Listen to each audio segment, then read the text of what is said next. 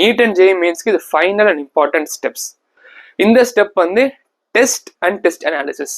இது எவ்வளோக்கு எவ்வளோ இம்பார்ட்டன்ட் சொல்றனோ அதோட இம்பார்ட்டன்ட். இப்ப நீங்க வந்து ஒரு 2-3 சாப்டர் முடிச்சிட்டீங்க. நான் பெஸ்ட் ஆப்ஷன் என்ன தெரியுமா, நீங்களா டெஸ்ட் அங்க இங்க எடுத்து எழுதுறத விட ஒரு டெஸ்ட் சீரிஸ் வாங்கிக்கலாம். என்னென்ன டெஸ்ட் சீரிஸ் இருக்குது அப்படின்றத நான் அப்கமிங் வீடியோஸ்ல சொல்றேன். நீங்க ஒரு டெஸ்ட் சீரிஸ் வாங்கிட்டு அந்த டெஸ்ட் சீரிஸ்ல வந்து இப்ப எக்ஸாம்பிளுக்கு பிசிக்ஸ்ல unit and dimension, basic maths, vector, அப்புறம் motion in plane, motion 1D அதெல்லாம் வைக்கிறாங்கன்னு வச்சுக்கோங்க. அந்த 5 சாப்டர் நீங்க ஃபுல்லா ரிவைஸ் பண்ணிட்டு வந்துட்டு அந்த டெஸ்ட் எழுதுற மாதிரி இருக்கும். இது என்னது, chapter wise or unit wise test series. அதே மாதிரி உங்களுக்கு இந்த மாதிரி நீங்க யூனிட் டெஸ்ட் சீரிஸ் எடுத்துட்டே வருவீங்க பாத்தீங்களா. அப்புறம் 11th முடியும் போது 11th full syllabus test series எழுதணும். அப்புறம் 12th முடியும் 12th full syllabus test series எழுதணும். அப்புறம் டோட்டல் மார்க் டெஸ்ட் எழுதணும். டோட்டல் மார்க் டெஸ்ட் அப்ப 11th and 12th ரெண்டுமே சேர்ந்து அப்புறம் டெஸ்ட் சீரிஸ் வரும். அந்த டெஸ்ட் சீரிஸ் நீங்க வாங்கி எழுதுனீங்கன்னா அது அட்லீஸ்ட் நீங்க என்ன பண்ணணும், அட்லீஸ்ட் ஒரு 40 to 50 full syllabus test series நீங்க வந்து நீட் எக்ஸாமுக்கோ ஜேஇக்கு எக்ஸாமுக்கோ முன்னாடி நீங்க ப்ராக்டிஸ் பண்ற மாதிரி இருக்கும். அப்பதான் உங்களால வந்து நல்லா எழுத முடியும். டெஸ்ட் வந்து வெரி வெரி இம்பார்ட்டன்ட். அதே மாதிரி டெஸ்ட் அனாலிசிஸ் அதுவும் வெரி இம்பார்ட்டன்ட். இப்ப டெஸ்ட்ல நீங்க ஒரு கொஸ்டின் தப்பு பண்றீங்க,